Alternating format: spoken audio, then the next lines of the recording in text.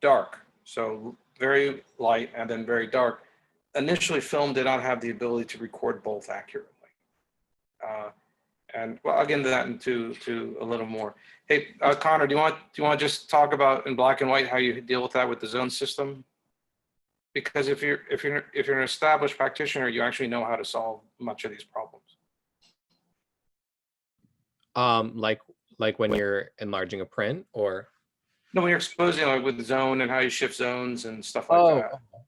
I mean, yeah, I mean, it takes a little, I guess, more thinking to figure out, where you want to balance your light meter.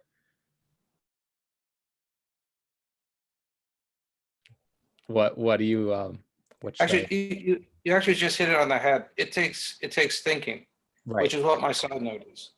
And here's bonus question for anyone.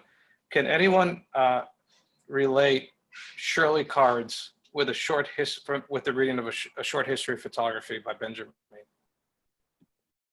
Because they're actually tied, and there's no reason why you'd be able to do this. Okay, so in the short history of photography ends with the industrialization of the medium, essentially, and we discussed that with Eastman Kodak. The Shirley cards really became prevalent, became widely distributed after there was a federal indictment put against Eastman Kodak as having a monopoly. Because as you recall from the conversation, their business plan was cameras cheap, make money off film, printing, and all that, and they had a cradle to grave with that, with that system. They control the entire photo market, and the federal government said you have to let other people get involved with processing. People need to be able to buy rolls of film. They need to be able to process rolls of film not through Kodak and have them printed not through Kodak.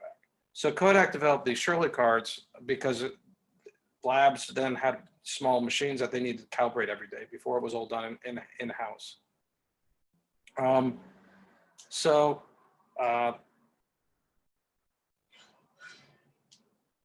it was essentially the remarkable success of the industrialization of Kodak, Eastman Kodak, in their position, which made it eventually necessary for them to produce these cards. The difference was no one else started producing film successfully in the United States, which is probably at the core of the problem.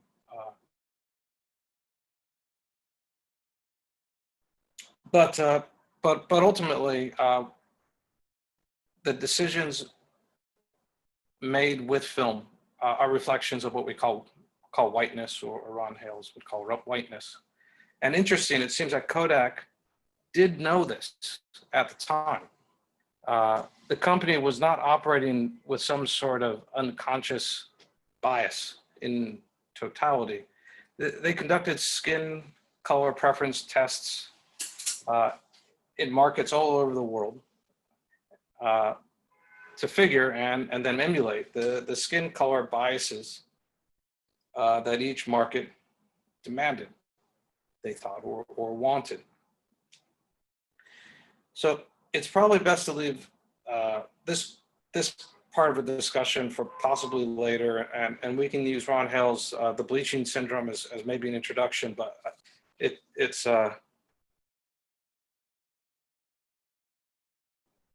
we'll lose the thread if we go there. It's interesting, powerful, and controversial stuff. But the claim that Lewis makes, light skin becomes the chemical baseline for film technology, fulfilling the needs of its targeted dominate market, is right to the point.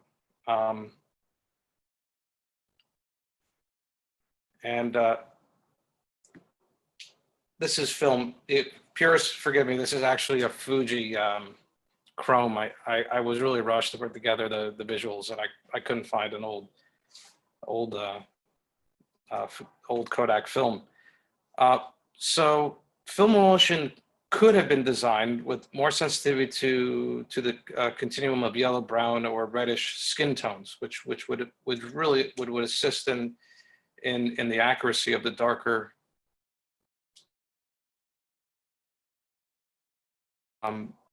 And I don't know, and I've been unable to find out indications of potential engineering limitations related to the increase in the layers of dyes and filtration within the color films in the 50s and 60s.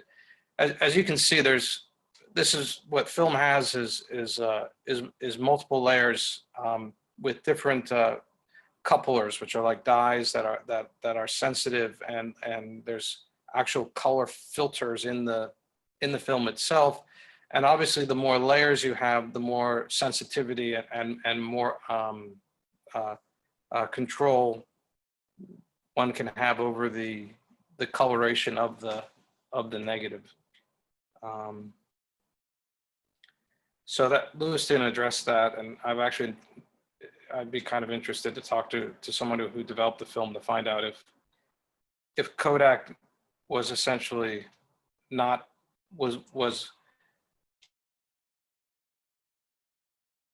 financial or engineering issues which really led to limitations.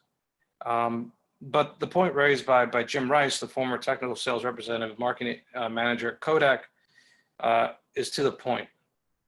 Kodak became aware of the problem in the 50s via school graduation and class photos. The problem with representation. As they were aware, he stated at the time, appeared only when black and white students were photographed together. The dynamic range of the film could not record detail in the blacks and in the whites at the same time. When photographed separately, he said, they received no issues by the professional photographers who are making a living providing these portraits. So it's worth considering for a moment, like another aspect that underlines Lewis' assertions, one beyond the calculus of a company's bottom line and projected, potential future sales. And that's, how does technology even come into being? Or more significantly, why is one technology broadly embraced while another is dismissed? And if you know why this is relevant, then you're definitely over 35, 40, I think. Professor, do you want to quickly talk about the VHS, Beta? Well, only to say wars?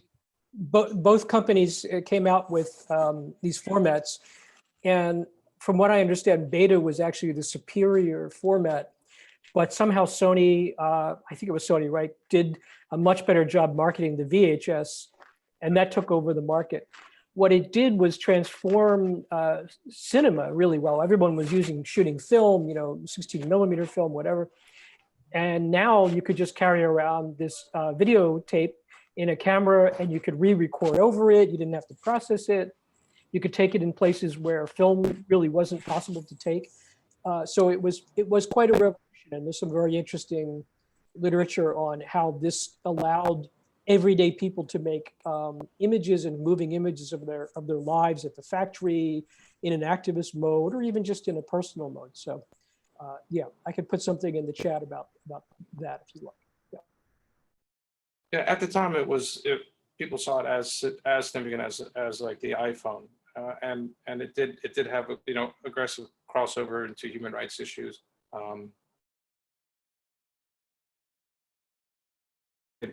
Video your wedding. So Brian Wilson in Technologies of Seen Photography, Cinema, and Television discusses the intertwining forces that construct technological development. He objects to the premise that technology advances is just the consequence of scientific process.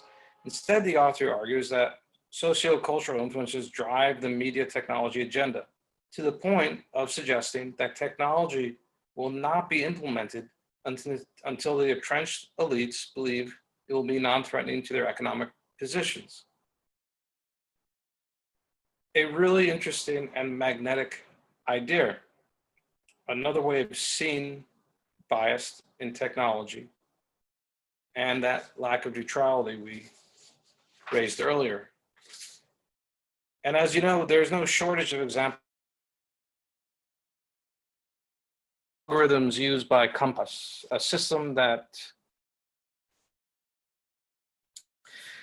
is used to predict if a defendant and or someone facing conviction are likely to commit a crime in the future. Compass generates scores used with the criminal justice system to provide recommendations for parole, bail, and sentencing. ProPublica, which is actually relates to the conversation we were having earlier about what is the space for journalism and what are the new spaces being created. ProPublica is a wonderful example of a hybrid. Essentially, you could suggest between like citizen journalism and those supported by corporate entities. Found that when the algorithms erred, Black defendants were more than twice as likely to be labeled as likely reoffenders and potentially treated more harshly by the criminal justice system.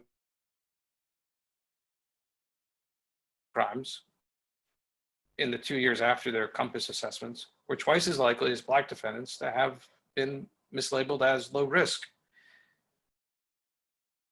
But ProPublica had a lot of, and correct me if I'm wrong, but they had a lot of potential ideas of why this was happening, but they couldn't say exactly why the algorithms failed as they did.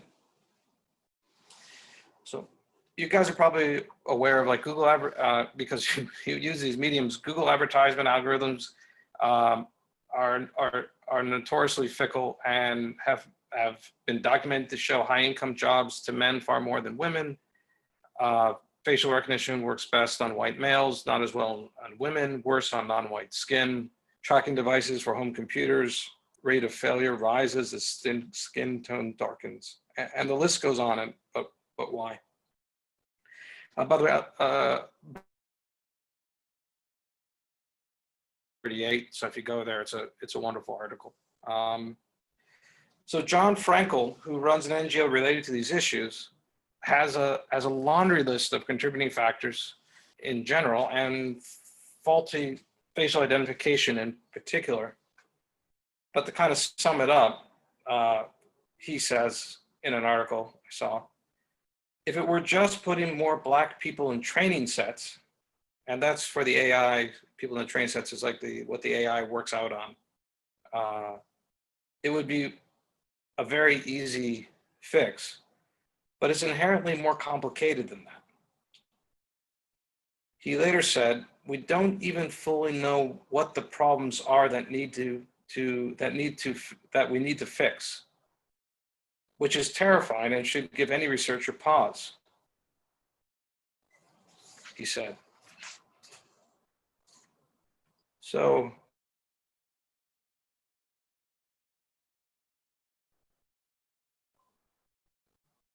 some thinkers, and I think Lewis perhaps, although I would not say so in a strong way because she would need to answer it herself,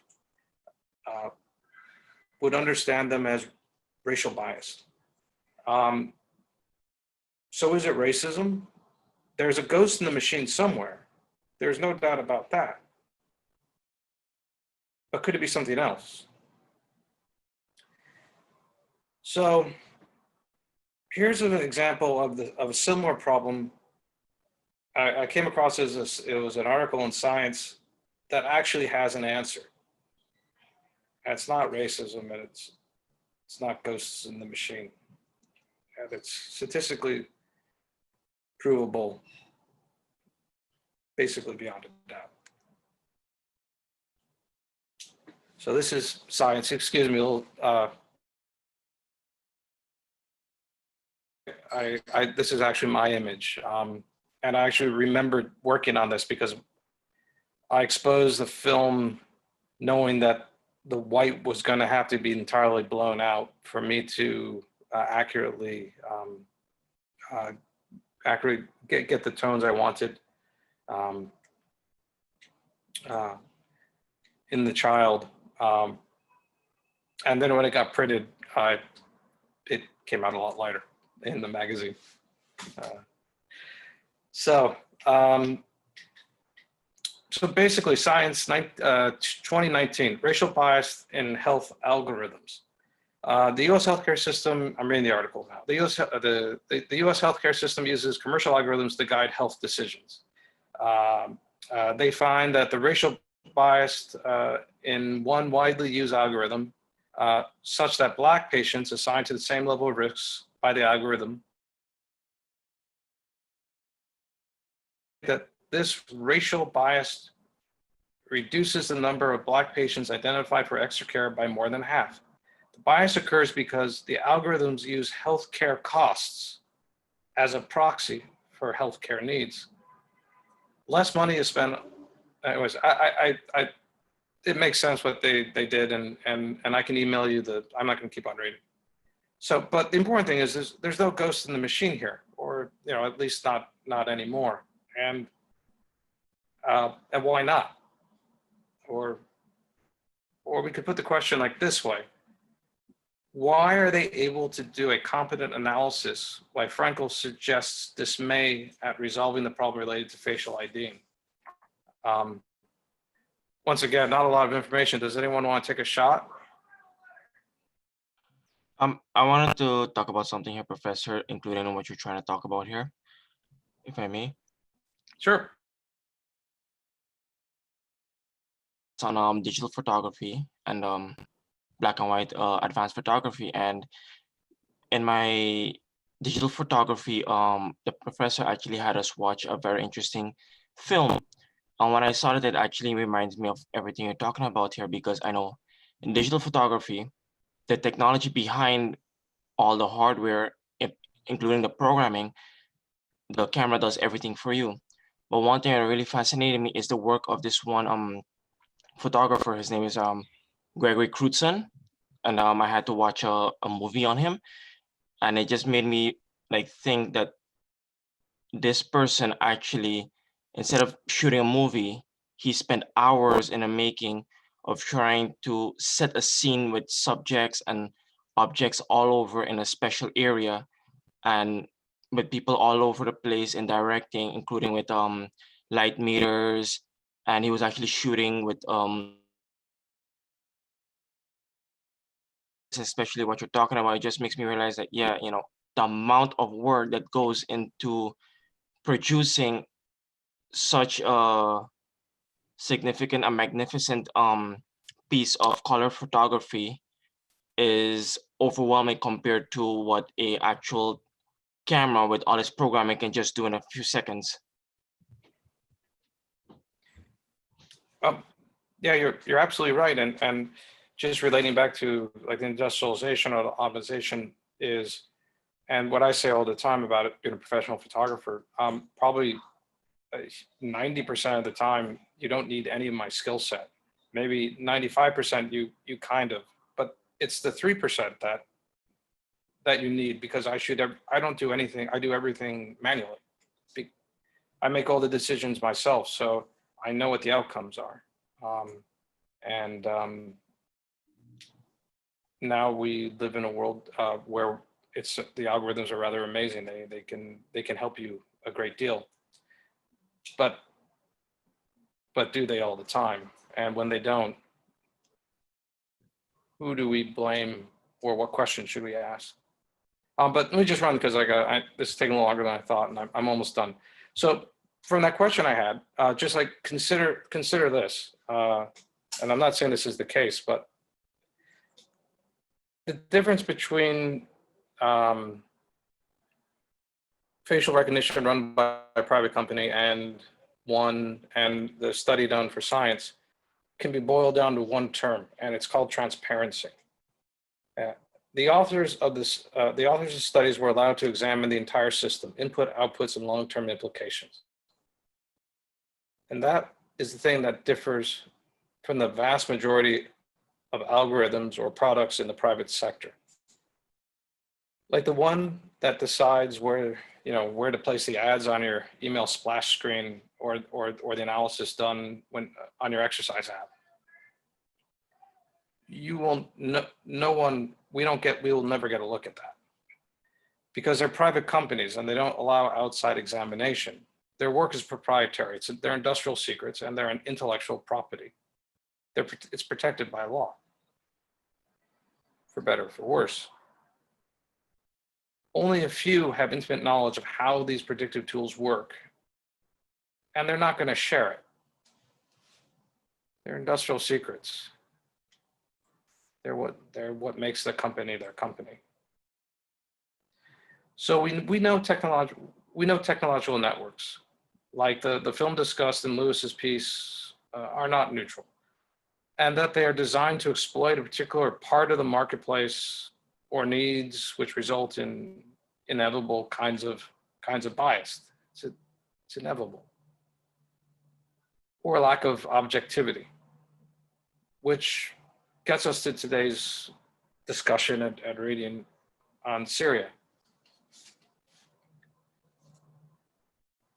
All right, we'll stick it back on. We went over the readings. So Syria is a very dangerous. The fact is, Syria is a very dangerous place for international reporting.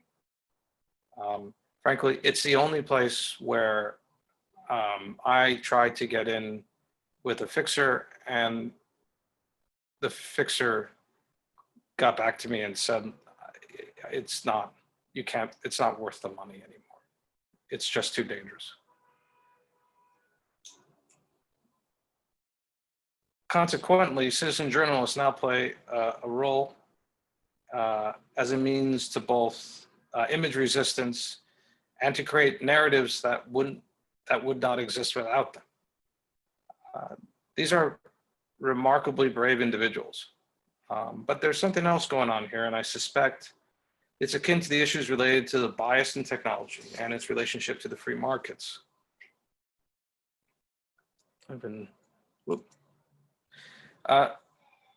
Here's actually, as far as this is citizen journalism.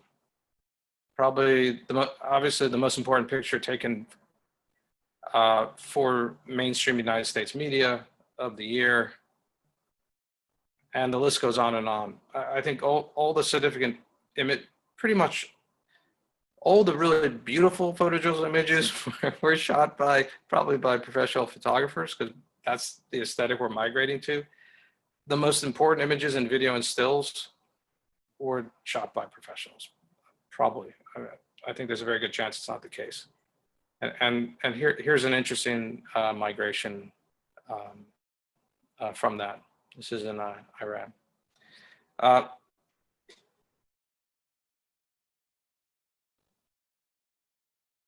There's been a trend in journalism to localize news sourcing.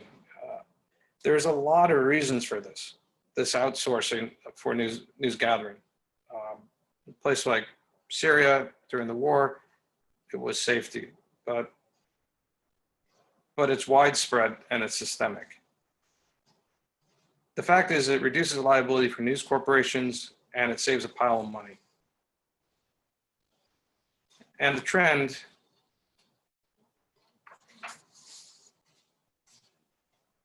is not limited to news events outside the US that seem dangerous to full-time correspondents, although it's kind of expressed in a slightly different way. Lewis discusses the color bias that you can physically see, or not anymore as aggressively, but 15 years ago, maybe, or 10 years ago, I'm not sure when the film types developed more lightability. You could see in images, in class pictures. So just so every time you see for the New York Times, a photograph says for the New York Times, under the photo, it means the staff photographer who has benefits and pensions didn't shoot the image, but someone who now has a work for hire contract did. And that's the trend. Or quite frankly, when you show up and you're being taught by an adjunct, exact same trend. In Syria and elsewhere, this trend, access to new markets, having your work become influential on the international stage, Not that your name maybe is associated with it, but your message sure is. Freedom to pursue stories with the idea that they could and maybe will have significant meaning and impact, hypothetically. Giving voice when there would be none. On the other hand, this new system of news gathering has something very similar to the issues related to why bias can be so pervasive in technology. The basic premise that economic pressures are driving the story's coverage.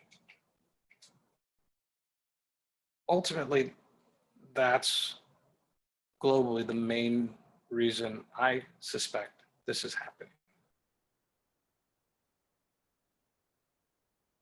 To share the common theme, this common theme. And this should come as, I think, as no surprise. But what is interesting is the radical different outcomes. In the Kodak case, the accuracy or inaccuracy of photographic representation affected hundreds of millions of people. And this was because Kodak's decision to whiten their technology. Yet in the case of Syria, we have hidden truths affecting millions of people that were revealed.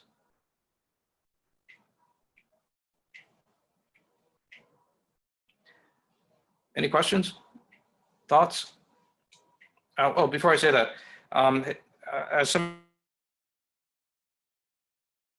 nice enough to let me sit in and TA and get an opportunity to present, which is like this, which I've never done before, and I really appreciate everyone bearing with me and being supportive through that process. It's been a great experience for me. Thanks for letting me yak on to you on occasion.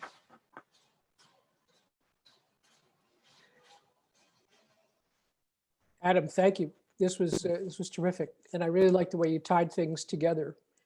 Yeah, does anybody have any comments? I just wanted to ask Adam, what is a fixer? When you said that you need to, is somebody that you have a connection with in the country that you're going to get you access, to give you access to a place or people? Is that what a fixer is? Yeah, basically what I was understood as, we would call what being called parachuting in.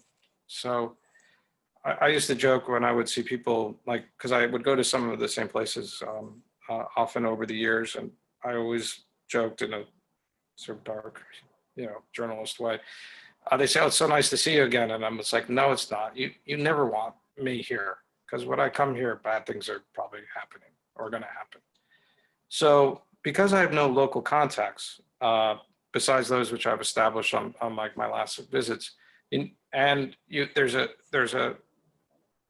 getting paid to produce material which is as good or better than most available out there, because there's a lot of free stuff through the wires. You need to immediately be able to get plugged in and start working aggressively. And there's certain places where this isn't really, that I was familiar enough that I didn't need to do this, but any place I show up for the first time, or any place which is very dangerous, like Iraq or at the times, or Darfur or something like that, you need to go with someone who knows the terrain and can help you navigate it. Essentially, help you provide the media material you need to export to the United States, or whatever is usually actually is the UK or Europe for me. And ultimately keep you from doing something really stupid and getting yourself in serious trouble. Just one note, that the flip side is like it's the same thing about citizen journalism. It's a very problematic relationship, because when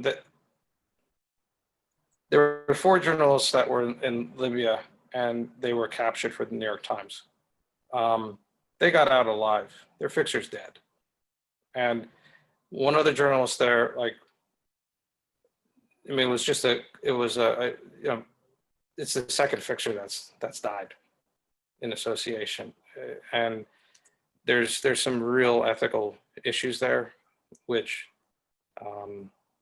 some people are trying to address, but it's problematic and sort of built into the economic system that has like a hierarchical support with the local hires at the more towards the bottom. I have a question about the fixer. Is this individual connected to a news organization, or is he just a regular citizen, the fixer? A fixer.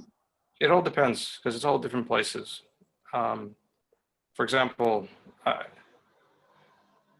when I was when I went to Burma during the uprising, and I'm pretty sure the person I was working with had a relationship with the government and had a relationship with me. So there was like some gray there. In other places, like literally, you know, I know that I went into Darfur. I think he came from a shepherd family, I think, and he had studied at university, but he spoke English. So it's all variable. It's by hook and crook, and places that have more traffic, the fixtures are more professionalized, and the prices are obviously higher. How do you get appointed with a fixer? How do you find a fixer? And how does the We should probably. I would be more than happy to. The answer is I can call people who I know have been anywhere in the world if I wanted to, and they trust me enough I can use them, and if they call me, I'll help them. So it's either word of mouth or photojournalism capital, however you want to look at it. But I'd be more happy talking about that. But I feel like we might be sidetracking everyone for a bit.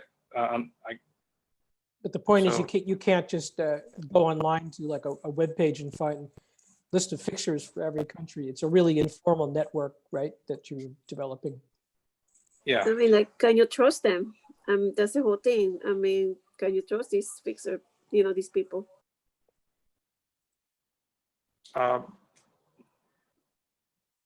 You go with your gut, and it's all a calculated risk. So, it's kind of a stupid enterprise in general. So the idea of like, you follow your gut and it wears you out. That's all I can say. All right. Thank you, Adam. Yeah, thanks, Adam. I mean, if you've brought a tremendous amount to this class that would never have been here without your presence and your experience. So I just want to ask everybody to give a round of applause for Adam's presentations and consistency. The sound of one hand clapping in silence, I guess, is what it is. But yeah, thank you. I did record this.